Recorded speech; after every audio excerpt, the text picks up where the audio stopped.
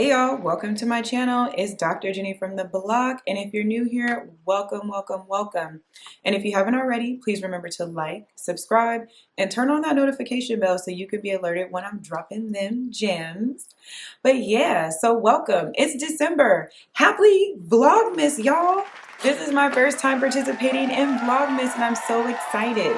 So with that, I'm going to be putting out 2 videos a week. I've been doing one mostly weekly, but my contribution will not be 24 videos, but instead just an extra video a week. So I can kind of dust off some of the stuff that's on my to-do list in terms of sharing info and gems with you all. So today's topic has been one that I was supposed to talk about like over a month ago. And I had been, I don't know, putting it on the back burner, and it's time to do it. So, you know, due to popular demand, we will be talking about grad school today. And not necessarily in terms of pursuing a psychology degree, but just in general, what to expect or what to think about when considering pursuing a graduate degree. And, you know, I think I had to shake off some of my own PTSD around grad school because grad school was a hot mess. And this message, this video is it's not to discourage you at all. I'm just being truthful. Grad school is a hot mess. It doesn't mean don't do it, and it doesn't mean you won't be great at it. It's just a hot mess. So the first thing to think about is your intention for grad school. Why grad school?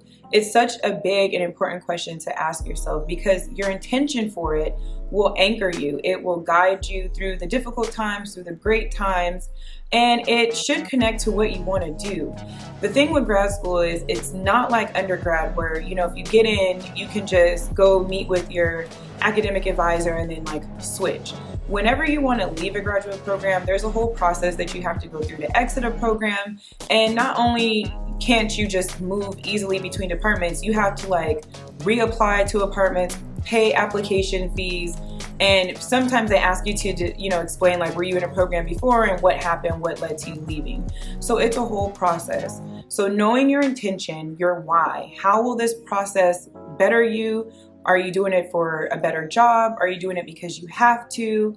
It's just really, really important to know your intention. So number 2, once you figure out your intention and you're like, all right, I'm gonna make this shake and I'm gonna go to grad school, it's really important to identify what level of graduate training do you need? Do you need a master's degree, a PhD, a PsyD? That's a doctorate in psychology.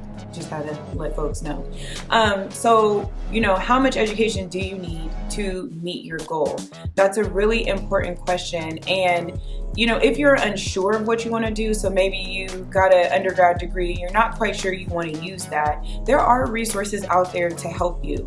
One of the resources I love sharing with people is ONET, and I'll have the link in the description box. ONET is a great system. They have hundreds of different job categories. And what I really like about it is they have an interest questionnaire type of thing that you can take that helps gauge your interest and then takes that information and shows you some results that you might be interested in pursuing based upon what you said you were interested in doing. So I really like it. And once you can look at the different careers that they have, they break into these very extensive like explanations, and it's really greatly organized graphically. So you can see the level of education, what you would do on the job specifically, and I just really like it. So I definitely recommend using ONET if you need a little assistance in figuring out how much education do you need. Woo! So this third one has to do with financing. How are you going to pay for that degree? That is a very big question and a very important one because grad school ain't cheap, okay? It costs money, big bread. And depending on how long you're in grad school for, you could be accumulating a lot of debt.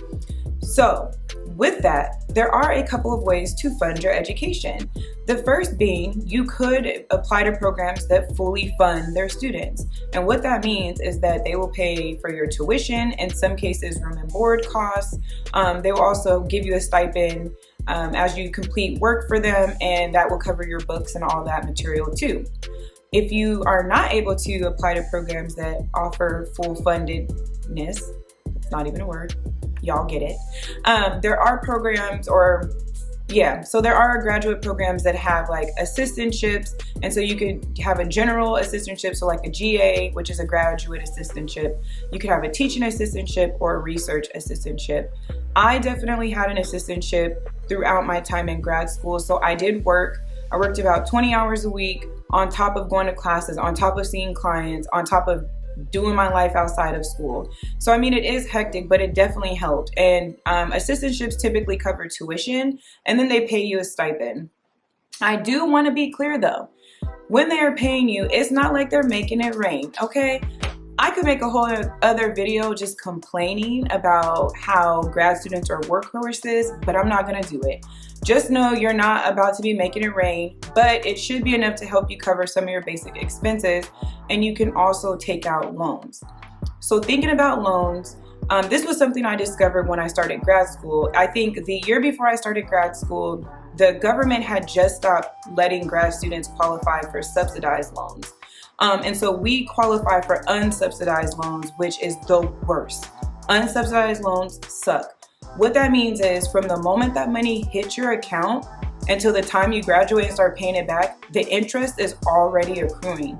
That sucks. So while you're in school, your loans are gaining interest. So really think about, how you're going to finance your education, and also just think about like how much debt are you willing to get in to pursue that degree. So the next one pertains to cohort dynamics. So what is a cohort, you may ask? A cohort is basically the group of people who you came into the program with. So I started my program in August 2012, and so the same people who came into that program at that time became my cohort mates.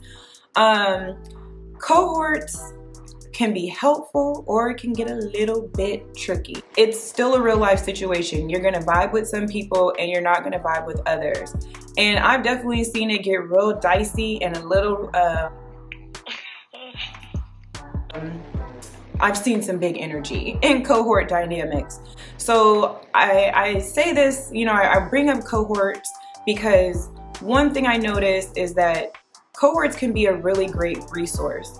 I often see though in the STEM fields where people are more competitive with their cohorts, and I can't necessarily speak for the STEM side because I'm in the social sciences side, but I know there is some competition.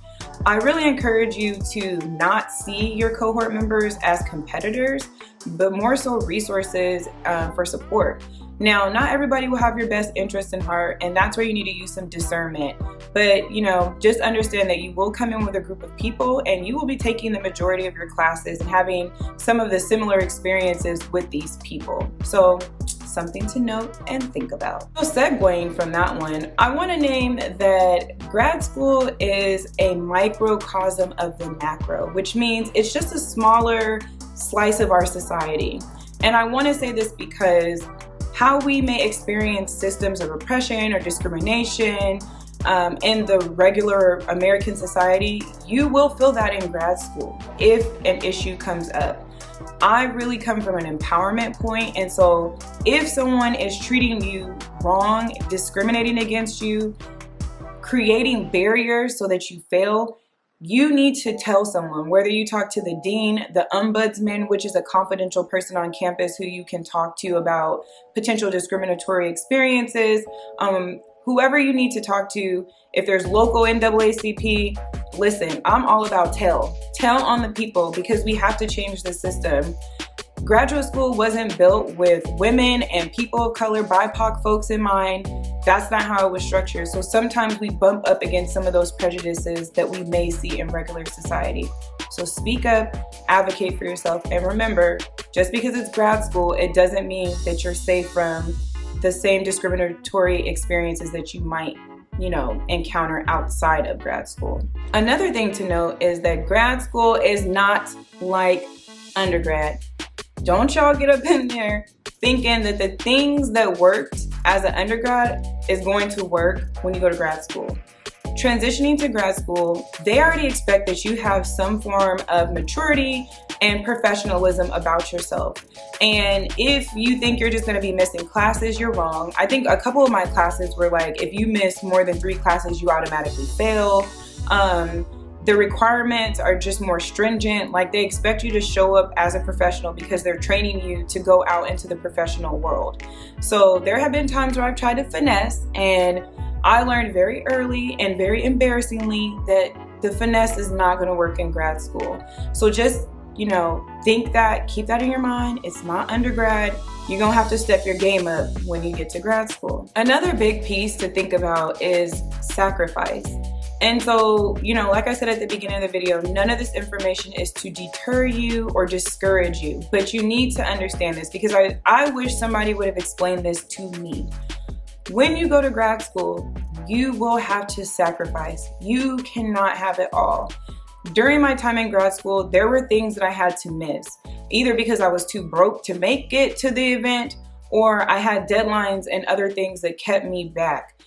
You will miss out on some things, and you know, it's okay to feel sadness or frustration about it, because those are natural emotions that come up. Nothing is free, right? Education ain't free, and it's not cheap. So just keep that in mind as you pursue this journey, because I think that's one of the toughest parts. So you will have to give in order to get. Yeah, I know, that one sucks. I hate it too. But I want y'all to be prepared so that you can push through. So one thing that can help with this sacrifice is building a community. I have said it time and time again that my village, my support system, I owe so much to, because without those people in the local community where I was studying and back at home or wherever else people were, I don't think I would have made it that far. And the community you build doesn't have to be huge. It could be even a person.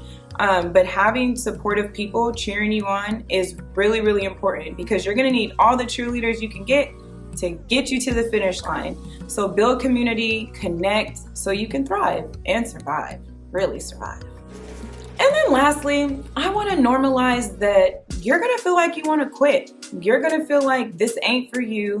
And sometimes you're just gonna wanna choke slam everybody that you see.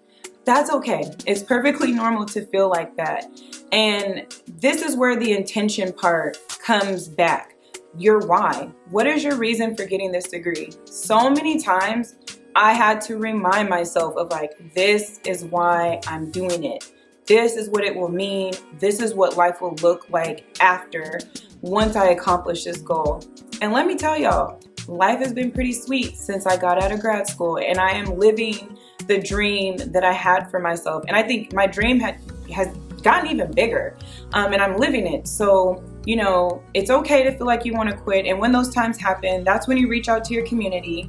That's when you talk to your village and get that support that you need. And that's when you dig your heels in and remind yourself of like, this is the reason why I'm here. So yeah, those were my gems. I hope they were helpful. I try to pick the things that I thought were most relevant, but if there are any things that I missed that you'd want to hear more about, let me know in the comment section. I love when you guys share your thoughts with me and, you know, propose video topics and ideas. It's really helpful.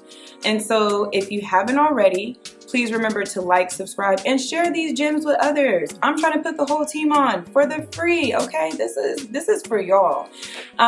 Yeah, and check me out on Dr. Ginny from the Block on Instagram if you haven't. There's some cool videos and talks that I've been doing, so feel free to check the IGTV. I've been tagged in a couple of things, which I think would be awesome for you all. And happy first vlog of Vlogmas. It's time to get into the spirit, y'all. Yay! But until the next time, take care of yourselves, and I'll catch you on the next episode. All right, bye.